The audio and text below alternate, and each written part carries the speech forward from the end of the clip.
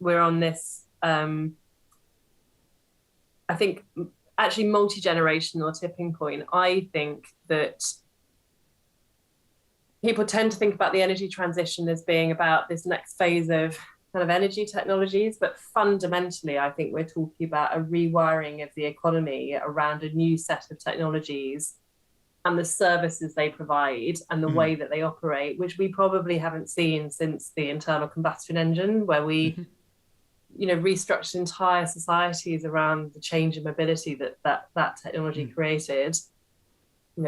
Renewables and the cheap electrons they produce will dominate energy systems, and the technologies on the other end of the system, like EVs and electrified heating and smart technologies that can aggregate those things up, just very, very different. And energy, as we're finding out right now, underpins the economy. So it's joining.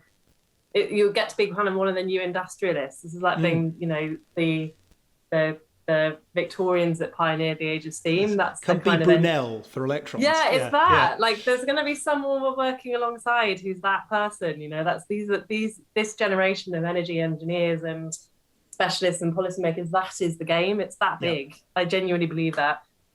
So that's the kind of the intellectual part of my brain. On the heart piece, I don't think you have to convince the generation coming through that climate change is something worth doing. In fact, I'd argue that if we haven't tackled it in some ways by the time they really start work, then we're in trouble. We've probably got 10 years to really, bend the emissions curve. So, emotionally being part of that moral mission will often do it if the, being the next, as by Kingdom Brunel doesn't appeal. But it's a Isabella sector to be in. Brunel. Isabella, well, quite.